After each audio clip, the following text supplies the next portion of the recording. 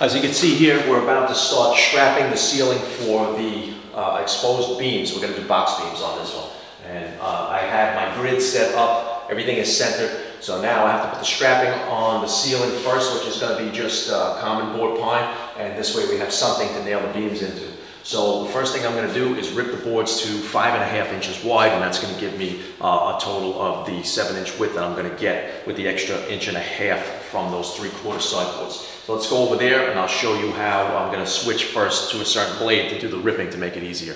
Okay, so I'm going to switch the blade that comes stock with the TS55 because it comes with a 42 tooth blade, and that's good for mostly plywood and cross cutting.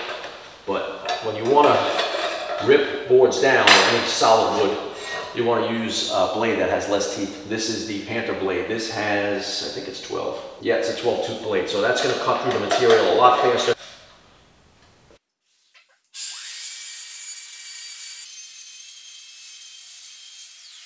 Okay, so now that I have my straight line reference, I'm going to mark it so I know that this is my straight edge. Measure off 5.5. And I'm marking this down on the middle and the ends of the board.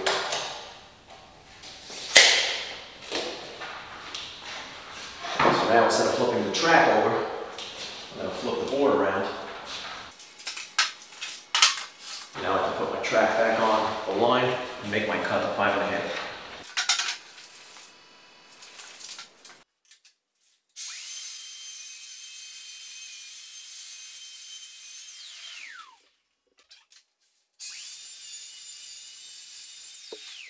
Okay guys, here's a cool shot with a light behind the cyclone dustbin.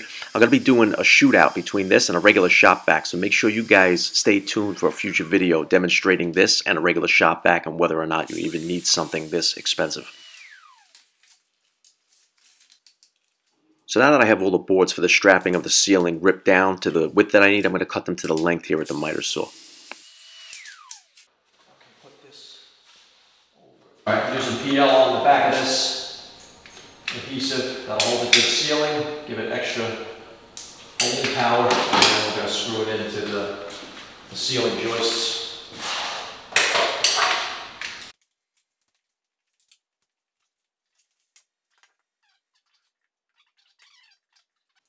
Now the trick here is when you are installing these, leave a little room because this is the strapping, so it doesn't need to go tight to the walls on either side. It's just going to be for holding the beams up, something as a support, something for us to nail and screw it to later on when we put the box beams on it. So basically, leave yourself a little room and mark the center of your board so that you can align it with your chalk lines on the ceiling. Otherwise, you're not going to know where this goes, and that's the whole purpose of the chalk lines. Now you could start snapping 3 chalk lines, a center line and 2 side lines, but this was a simple ceiling and it's just a few beams. I hate to use the word simple, but it is simplistic in design, not simple, because by no means are these coffered ceilings or box beam ceilings simple. There's a lot of thought and skill that goes into building these. Now, as part of your layout, when you're snapping those chalk lines, you also want to use a stud finder and make sure that you're hitting all these joists. If you're not hitting any joists, you need to open up the ceiling and put some kind of a strapping in there between the joists because you need to secure this to solid wood. Now, needless to say, this was I-beam joist in the ceiling and we got real lucky. Okay guys, so you can probably see the stack of lumber behind me. Now, we were at the job site on the first day of installation of the box beam ceiling, and we strapped the ceiling with our attachment pine. That's the common boards. You can use inexpensive stuff for that. As long as it's in good shape, you got to make sure you get it into the joists in the ceiling. So now that that's done, to save time, since I'm waiting for them now to paint the ceiling so that this way they don't have a lot of cutting in to do, what we're going to do is save some time. I have all the materials here in rough shape. That's going to be for the actual box beams. Now, this is going to be stain grade, but it's going to be a black stain. What I'm going to do is cut everything first to the size that I need and then sand everything down while I'm in my shop, because that's going to allow me to save time out in the field later. All I'll have to do is bring the stuff there and cut it to the length I need, because it's already going to be to the width that I need, and that's going to make the install a lot quicker also. So let's get to ripping some of these boards. Now, since I'm going to be ripping these here on the STM table, I still need a backer board because I want the board to be supported that I'm cutting where the track is not wider than the width of the actual board, because then it's going to have a tendency to want to tip and move. So you just take two boards of the same dimensions, same thickness. Doesn't have to be the same complete dimensions, just needs to be roughly the same thickness, and then you can use that as your backer. Okay, now we're ripping. This is poplar, 3/4 poplar or 19 millimeter. We're ripping this, not cross-cutting it, so I'm going to stick with that Panther blade, which is a 12 tooth. It's going to make it a lot easier to rip through this in one shot.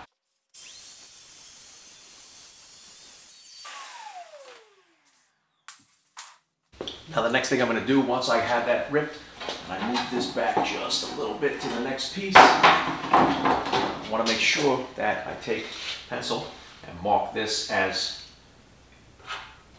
my edge that has the straight line. This way I don't get turned around later. I know that I'm going to reference off this to rip this board to the width that I need.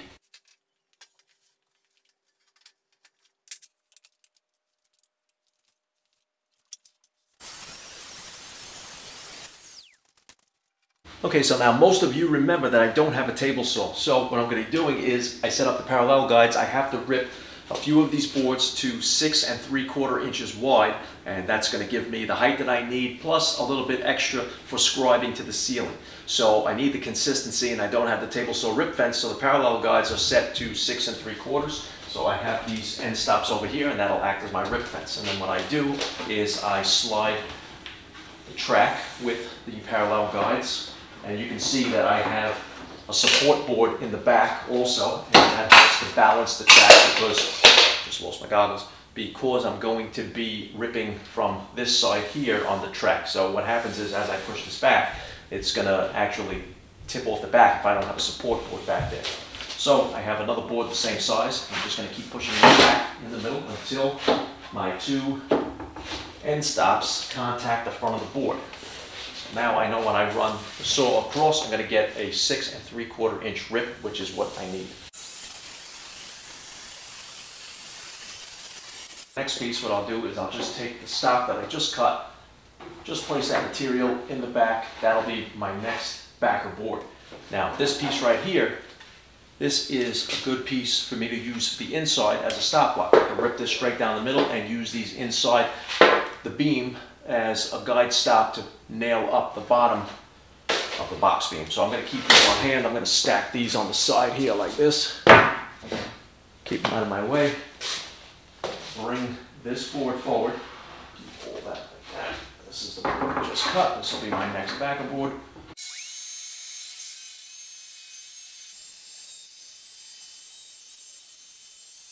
Okay, so I need to cut the length of the sides of the box beams now, but before I do that, I want to check my corners here, because if I just cut at a 90-degree angle here and it's off, if this wall's not plumb and it comes out this way, then I'm going to have to jam it into the sheetrock and ruin the sheetrock, or I run the risk of having the cut be open in the corner and not tight, and then we have to either put a stave shim in there to fill it or a little extra of the caulking. I'd rather just make it tight in the first place. So first thing I'm going to do is use the torpedo level, and I'm actually really plumb here, so I'm not going to touch that side at all.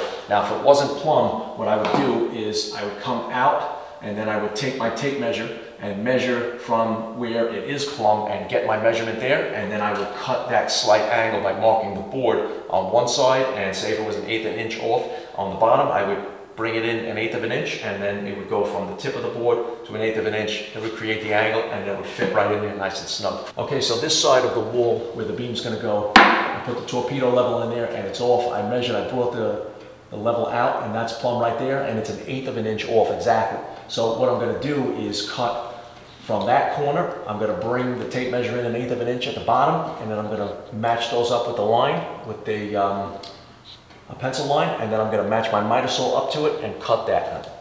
Now, if you're asking why I don't bring the measurement in 1/8 of an inch at the top, is because that is where it comes out to level off. So the angle has to come down this way.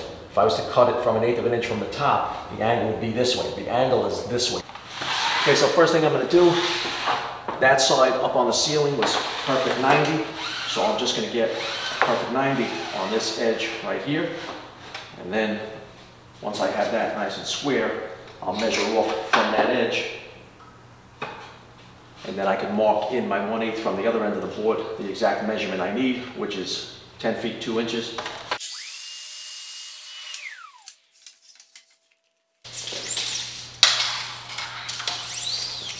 So now I'm going to mark my 10 feet and 2 inches at the top of the board, bring it to the top. And then on the bottom, I'm going to subtract 1/8 of an inch from that 122, and it'll be 121 7/8. So now I have my marks. I'm just going to take the level, because it's long enough. I'm going to hit my marks, and I'm going to scribe a line. I need to cut to that line. Perfect line. Angle the miter saw so that the laser lines up exactly, and it's going to wind up being 2 degrees.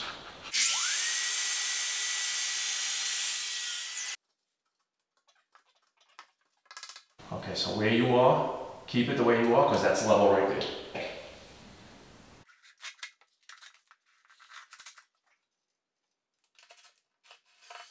Alright, so I'm using this scribe tool here, and I'm going to run this along the ceiling now, and I'm going to be using the 1/4 inch setting. So it's this side against the ceiling here, because there's a lot of humps in the ceiling. So this here is just going to allow me to follow all those messed up parts of the ceiling. Just so we get a nice dark line. All I got to do is make it flat across. You see how this just fits across like this. And just run this along the ceiling, just like that. Now you can see as I get over here, it gets closer. And then it gets further away and closer over there. That's because there's a hump in the ceiling and the drywall. We're going to leave this up now because we're going to start to put in the backboard so that everything can be level and scribed to the same dimension. All right, so now the main trick here is not only to keep these level, but to keep them flush with each other and coplanar, so that when I screw this in, you got to push up to the ceiling. Yeah. We want them to be perfect for the scribe, so that when I come back, they sit exactly where they're supposed to. Now I'm only scribing because we're unsure if a crown molding is going to go in here, so we need to be tight to the ceiling. But if you're doing a crown molding like we're going to do later on, then you don't need to scribe at all. But you do still have to level everything. Alright, so now the trick is here not only to make this part level, which it is, I need to make it flush with this, and right now it's not. So I'm just going to use my pry bar, slightly bring it down until this is completely flush right there.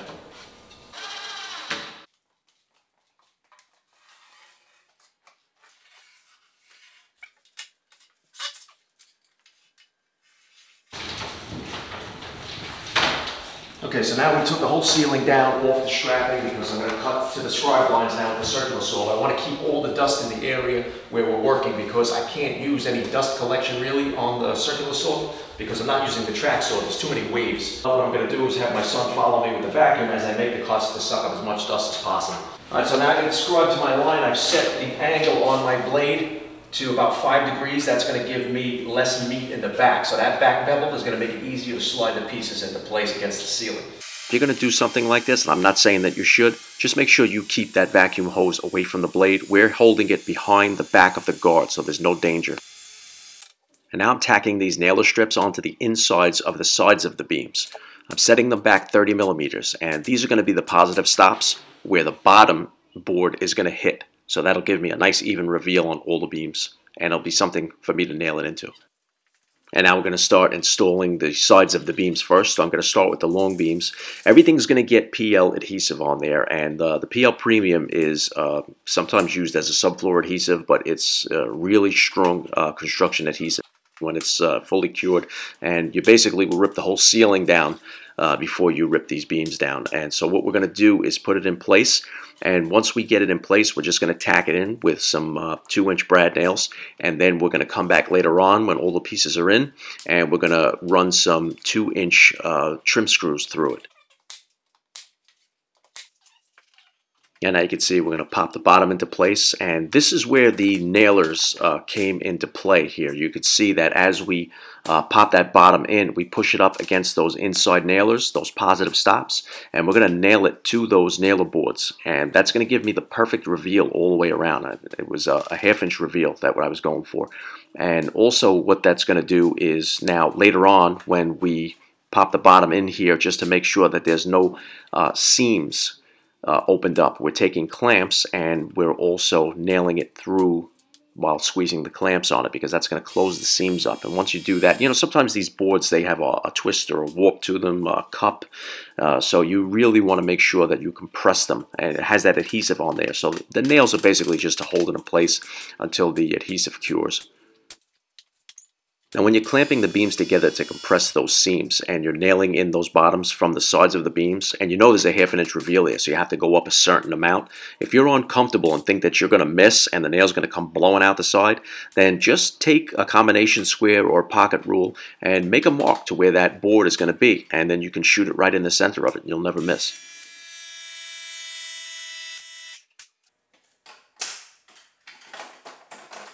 Alright guys, let's just do a quick walk around here.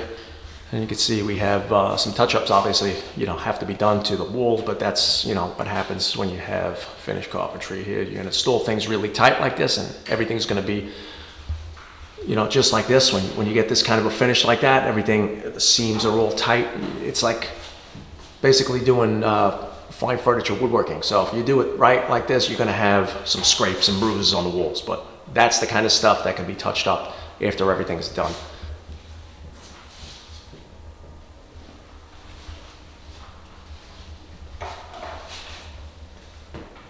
Alright, so the video is getting really long, so we're going to stop it here because we're going to be doing a crown molding inside all of these boxes, and the client has to get an air duct to move down to the bottom, and then we got to figure out some other stuff here with electrical, but that'll be for another video. The finish I'm going to do right on the ceiling, that's going to be a dark black stain, that's going to match the bar, and then I'm thinking about doing a nice shellac finish, because that's going to be easy to apply, and it's going to dry really quick. It's on the ceiling and it's not going to be touched, so the shellac will do just fine for that. You can apply 3 coats in about ½ an hour, so that's, you know, what we need for that. I can't spray because I don't want to get overspray everywhere. There's no ventilation down here. So alright guys, so make sure you guys hit that subscribe button, and make sure you guys come back for the rest of the finish of this. I hope you guys got something out of the video, and I'll see you next time.